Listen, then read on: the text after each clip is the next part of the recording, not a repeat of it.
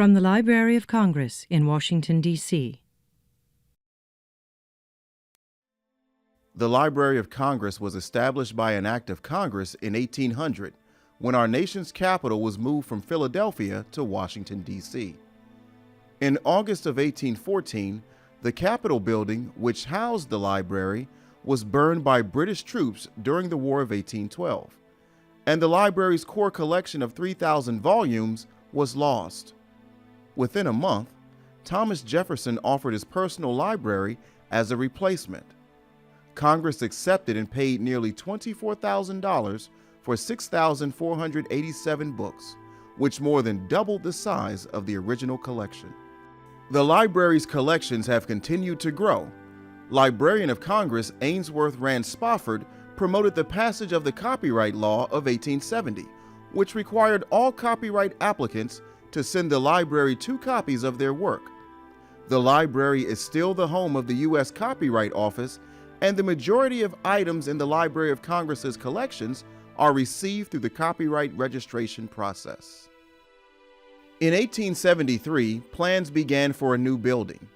In 1886, the plans were approved, and what is now called the Thomas Jefferson Building opened in November 1897. The library now occupies 3 buildings on Capitol Hill: the original building, now called the Jefferson Building, the John Adams Building, built in 1938, and the James Madison Memorial Building, which was completed in 1981.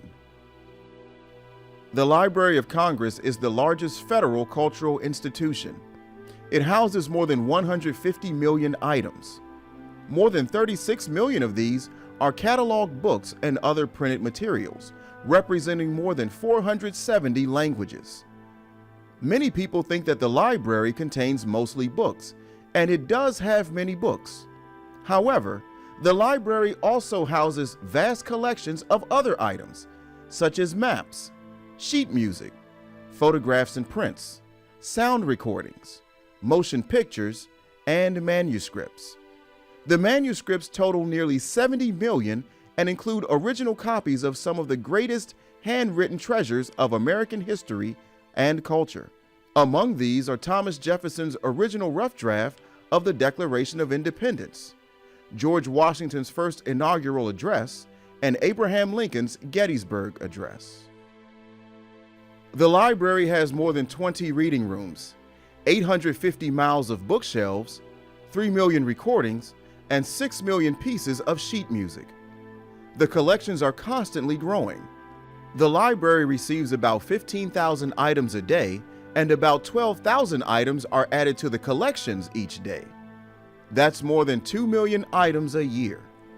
Items not selected for the collections or other internal purposes are used in the library's national and international exchange programs.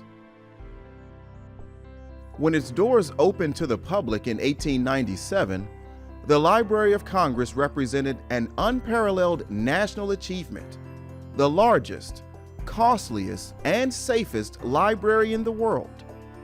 Its elaborately decorated interior, embellished by works of art from nearly 50 American painters and sculptors, linked the United States to classical traditions of learning and simultaneously flexed American cultural and technological muscle. This view of the Great Hall is from the second floor south corridor and shows the elaborate ceiling and floor designs. This is a view of the main reading room in the Thomas Jefferson Building. Anyone 16 or older and with a photo ID can register as a reader and access materials from the Library of Congress on site. The Library of Congress is grand and inspiring, but you don't have to go there to search the treasures of the institution. The library's website offers millions of digitized items, all for free and without registration.